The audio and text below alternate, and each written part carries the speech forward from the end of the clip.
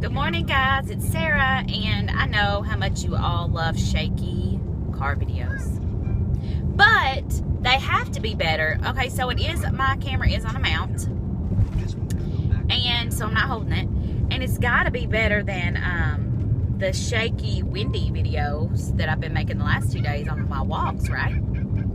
The good news is you don't have to look at me. You can just listen, or you don't even have to listen. You don't have to watch. What ifs? Because I'm just going to be babbling. Actually, I'm doing the weight loss surgery tag. Where would you be now? Where would I be now?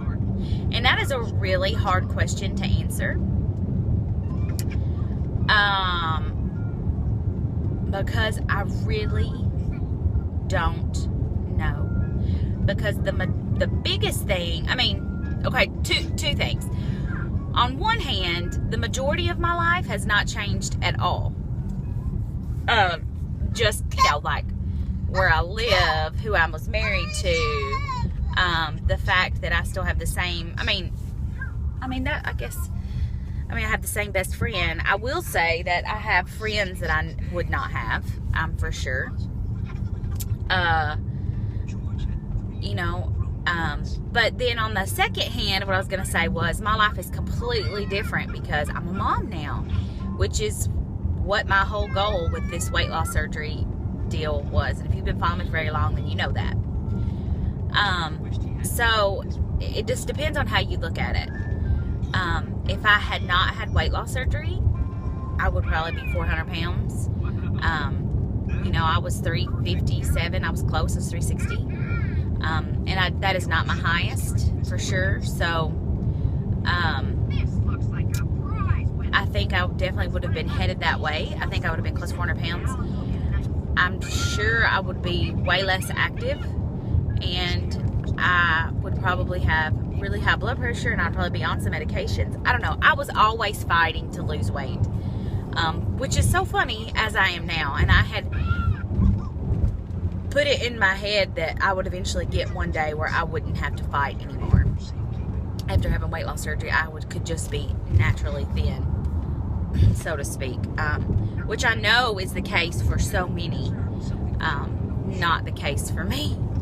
And it is what it is. I think there was something wrong with me, metabolic wise, pre-surgery, and I definitely think that I reset that initially with the weight loss. I think after having Oz, my body kind of reset itself again. So, I've got just a new set point. I think that my body just likes 230. That's where it likes to be. So, does that keep me from fighting? No. I'm still fighting the good fight. So yeah, where would I be now? I wouldn't be a mom, and I wouldn't be an active mom. I certainly wouldn't be exercising. I don't know. I was always active. I was always busy. There toward that year before I started working out in September of 2011, before I had surgery in 2012, April 2012. And that year before, I'd really gotten where I was not near as active. I didn't want to go for a walk when somebody said, "Hey, do you want to go for a walk?" I still went to the lake with my brother and his wife, but I didn't really want to get on the rafts.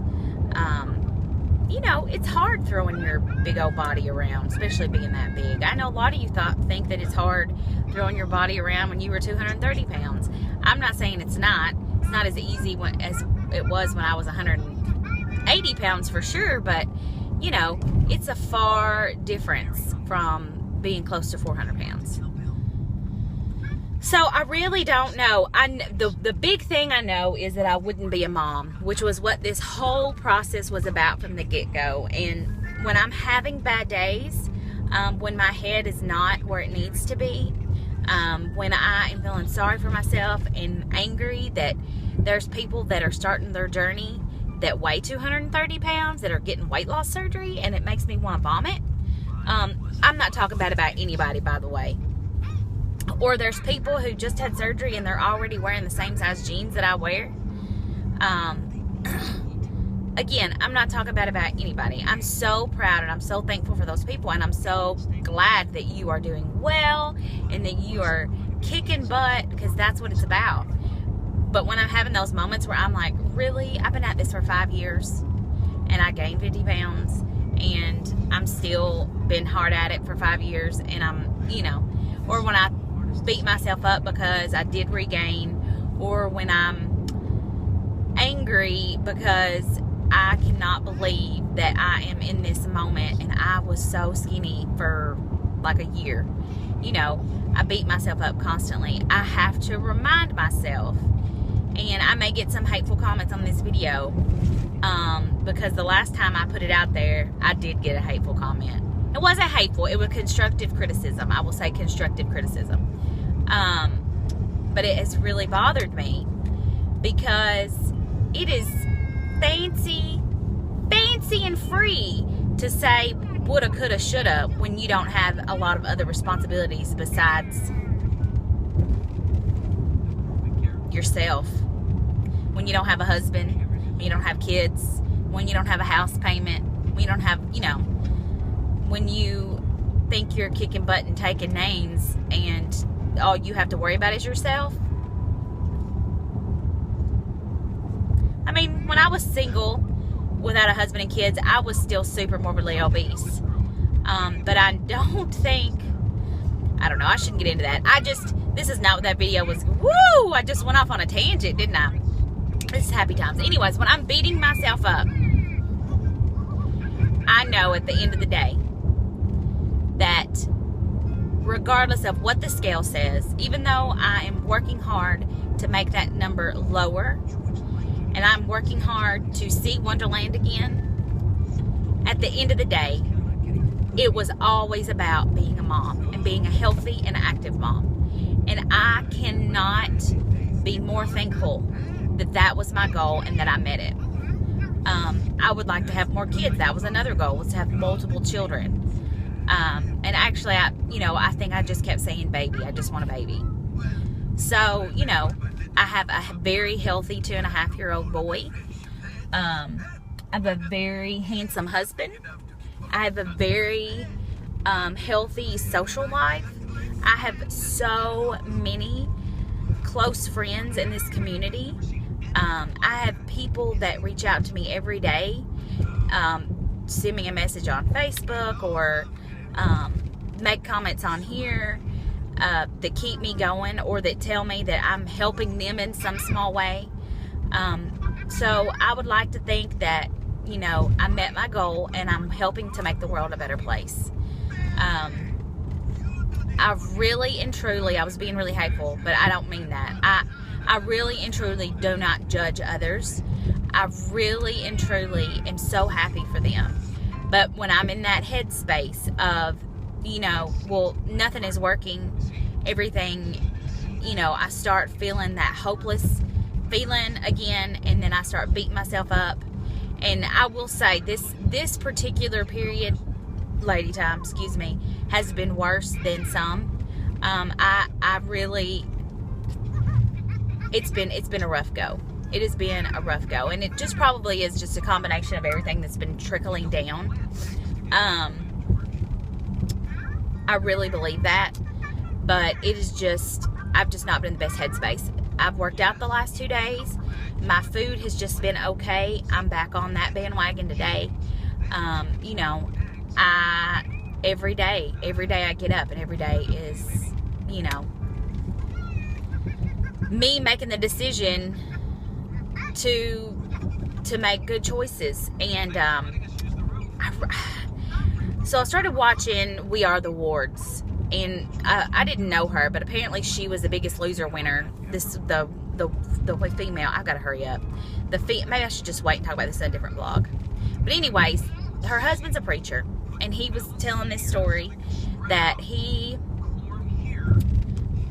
sometimes you just go through the motions as Christians, and that you don't feel it, but you go through the motions anyways because you know that's what you're supposed to do, and that eventually you do it so much that you do feel it, and there are times you do feel it, and that if you continue these habits and motions, when you're having those moments, you've already created this space where you know that you can, it's okay if you fall a little, because you've created this space where it's a habit and you can pick yourself back up.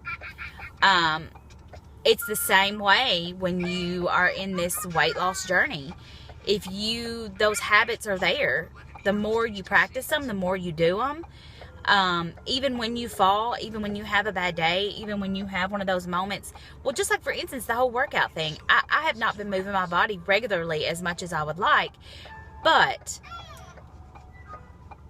though I have those practices in place, so now when I decide that I'm going to go for a walk/run for 2 miles, I might be a little sore, but I'm not so drained and exhausted that I can't do it again tomorrow. There would have been a time that I would have been so gung-ho and tried to do that I was so miserable, had leg cramps through the night, that I couldn't have gotten up and done it again the next day. Do you know what I mean? So the more that we work really hard to put these habits in place, to be healthier, to make good choices, the easier it will be, the less you will fall, and the easier it is to pick yourself back up. And knowing that if you have a bad day, if you get off the bandwagon, not all is lost, because you had those habits in place. You know, if you have weight loss surgery, you have a tool in place. You can pick yourself back up. This is not at all what this video is about. So I've gone on like these random tangents. But yeah, I am just where I would be now, probably not in that headspace. I wouldn't be a mom for sure, and I wouldn't be in this headspace, where health is a priority for me, even on a bad day, and I know I'm making bad choices. In the back of my mind, I know that it is not what's right for my body, and I do care. There were times where, even if I knew I was making bad choices, I mean, I had to know, but I didn't care. It wasn't a priority for me, and I didn't pick myself back up. You know, I might go weeks and not pick myself back up. So that's just my take on it. I know everybody's has been a little different. I've really enjoyed watching me where I would be now. I cried watching Nirvana's talking about how she would be dead, and it's really hard. It's a really difficult thing to think about, how we were all in such different places and how we all come from such different backgrounds to get to this one spot. So yeah, sorry for the shaky car video, but I didn't cry. Yeah. Okay guys, we'll see you later. Bye.